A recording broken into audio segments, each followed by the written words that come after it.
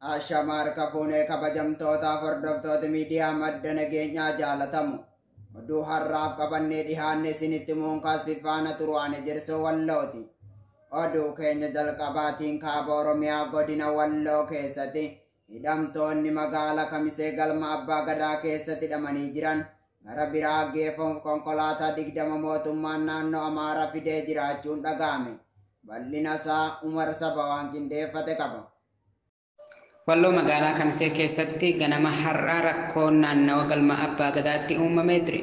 Badii malee namoonni nagahaa humnoota waraanaan guuramanii dallaa mana Abbaa Gadaa magaalaa Kamisee keessatti hidhamanii kan jiran yoo ta'u, ganama har'aa mootummaan naannoo Amaaraa konkolaataa gurguddaa 20 dhiyeessee gara hin beekamnetti geessuuf qophii irra kan turee fi ganama uummatni dallaa galma Abbaa Gadaatiin marfatee boohaa kan turee fi sagaleen iyyansaa hedduun dhagahamaa jiraachuu jiraataa iddoo sana jirurraa yeroo mataateen suni uumame bilbilaan mirkaneeffannee jira. Dabalataan godinuma Walloo keessatti waraanni faashistii Abiyyi Ahmed uummata nagaa irratti guyyaa kaleessaa dhukkaasa banee jiraachuu odeeffannee jira. Waraanni murna bilxiginnaatiin hoogganamu kun guyyaa kaleessaa dhukkaasa meeshaa gurguddaa qotee bulaa aanaa baatee irratti banee lubbuun nama tokkoo yoo darbu tokko madaahee jiraachuu maddi nageenyaa odeeffatee jira. Namoonni ajjeefaman kun qotee bulaa ganda Gurree fi ganda Daamattoo ta'uu isaanii malee maqaa isaanii adda baafachuu hin dandeenye jedhu maddi keenya naannawicharraa dubbifne. Waraanni yeroo ammaa godina Walloo keessa gadhiifamee jiru kun shanee loltan jechuun uummatatti roorrisaa jiraachuu dubbata maddi keenya gabaasa kana nuuf laate. Mootummaan bilxiginnaa naannoo Oromiyaa osoo uummanni Oromoo hongeen miidhamaa jiru mootummaa Amaaraa, Somaalee fi Affaariif gargaarsa godhaa jiraachuun barame. Bal'ina isaa akka itti aanutti isiniif dhiyaata. Bilxiginnaan naannoo Oromiyaa osoo uummatni Oromoo hongee beelaan dhumaa jiru mootummaa Affaariif qarshii miliyoona 10 naannoo Somaalee fi naannoo Affaariif deeggarsa miliyoona 50 kennuun dhagahamee jira. Murna mootummaa naannoo Oromiyaa jedhu of waamu uummata Amaaraa bayyanachiisuuf kan jedhu qarshii miliyoona 10 uummata Affaar sababa waraanaatiin miidhamaniif qarshii miliyoona 50 akkasuma uummata Somaalee hongeen miidhamaniif qarshii miliyoona 50 gumaachuun qeeqa guddaa kaasee jira. Kaleessa jechuun gurraandhala 9/2022 pireezidaantiin mootummaa naannoo Oromiyaa Shimallis Abdiisaa pireezidaantii naannoo Affaar obbo Awwal Arabaaf maqaa uummata Affaariin qarshii miliyoona 50 laate. Akkasumas pireezidaantii naannoo Somaalee obbo Mustafaa Mahmuudiif miliyoona 50 kennee jira. Itti fufuun har'as jechuun gurraandhala 10/2022 bilxiginnaan Oromiyaa maqaa uummata Amaaraa bayyanachiisu jedhuun qarshii miliyoona 10 mootummaa naannoo Amaaraaf kennee jira. Faannoo fi milishaan Amaaraa deeggarsa mootummaa naannoo Amaaraan daangaa ce'ee Wallagga Baha, Horroo Guduruu, Wallaggaa fi Shawaa Lixaa keessatti uummata Oromoo ajjeesaa qe'ee irraa buqqisaa fi saamaa jiraachuun beekamaadha. Bilxiginnaan naannoo Oromiyaas maqaa uummata Oromoo ajjeesuu qe'ee irraa buqqisuu jedhuuf gargaarsa taasise. Yeroo ammaa kana uummatni Oromoo waraanaa fi hongeen miidhamee gargaarsa maqaa biraa eeggachaa jira. Oromiyaa keessatti guyyaa guyyaan sababa hongee fi beelaan namni du'aa oola. Uummanni Oromoo maqaa isaa birmatu dhabe rakkoo hamaa keessatti argama.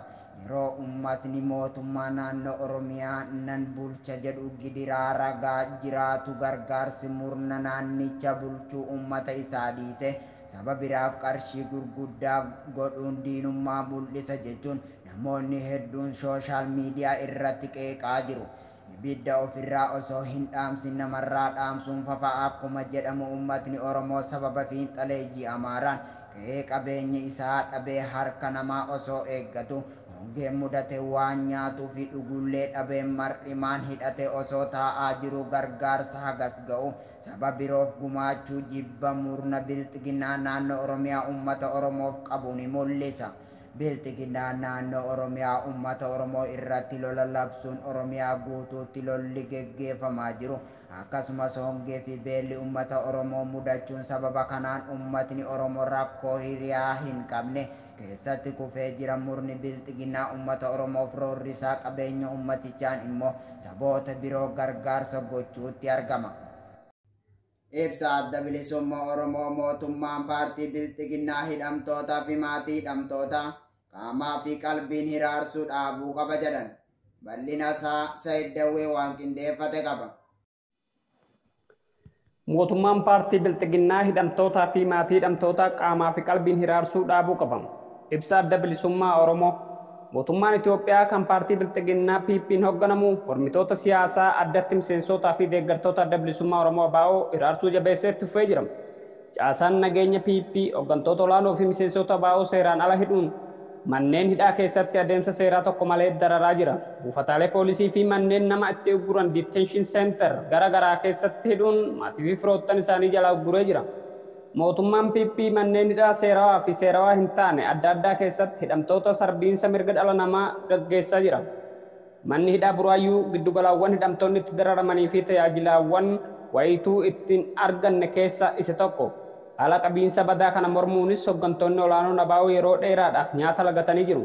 Kaleessa mana hidhaa Galaana irraa Buraayyuutti kan dabarfaman Jaal Mikaa'el Boorran, Kennasaa Ayyaana, Daawit Abdataa, Lammii Beenyaa, Gadaa Gabbisaa fi Battee Urgeessaa fa'aa kanneen nyaata lagatan keessatti argamu. Sababa kanaanis fayyummaa fi haalli qaamaa fi qalbii waliigalaa hooggantoota olaanoo kanneenii guyyaadhaa gara guyyaatti hammaachaa jira. Maatiin miseensota olaanoo kanneenis isaan daawwachuu kan dhorkaman yommuu ta'u isaanis dararamaa jiru. Koloneel Gammachuu Ayyaanaa yeroo dheeraaf beellama mana murtii dhuma hin qabne hordofaa ture. Kaleessa manni murtii galmee isaa cufee bilisa ta'uun itti ture. Koloneel Gammachuu Ayyaanaa ammallee mana hidhaa poolisii Meeksikootti argamutti dararamaa jira. Hooggantoota olaanoo fi miseensota ABO hedduu mootummaa PP'tiin mana hidhaatti tursiifaman gidduudha 30 kanneen ta'an buufata poolisii Sabbataatti hidhamanii jiru. Gabaasni dhiyoo kana bahe akka mul'isutti hidhamtoonni siyaasaa kunneen tajaajila nyaataa, bishaanii fi fedhiiwwan bu'uuraa namoomaa dhabanii rakkachaa jiru. Dargaggoo Dachaasaa Wirtuu, gaazexeessaa Biqilaa Amanuu fi gaazexeessaa Dassuu Duulaa fa'aa kanneen nyaanni isaaniif hin hayyamamnee fi hin dhiyaanneefidha.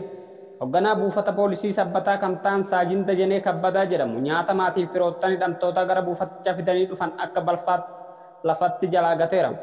Walumaa gala lammiilee fi hooggantoonni kunneen seeraan ala hidhamuunii fi fedhiin bu'uuraa namoota jiraachuudhaaf isaan barbaachisu dhorkatamuun kun maatii firoottan ABO fi uummata Oromoo hedduu gaddisiisee jira.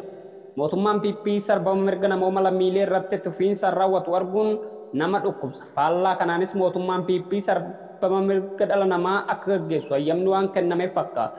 Ibsa kana wayita barreessinu kanatti haalli qaamaa qalbii fi fayyummaa hooggantootaa fi miseensota ABO kumaatamootaan lakkaawwaman manneen hidhaa hiraarsaa PP lakkaa'anii fixuu hin dandeenye kanneen guutuu Oromiyaa keessatti argamanii guddoo nama yaaddeessa.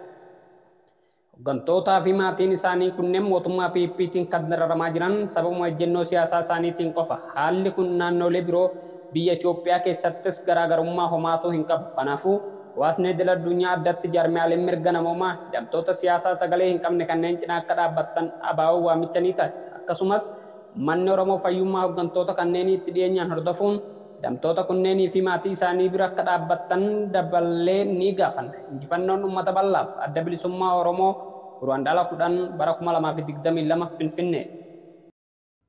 Egaa kabajamtootaaf hordoftoota miidiyaa madda nageenyaa oduu har'aaf qabannee dhihaanne kana gammaa daawwattanidha.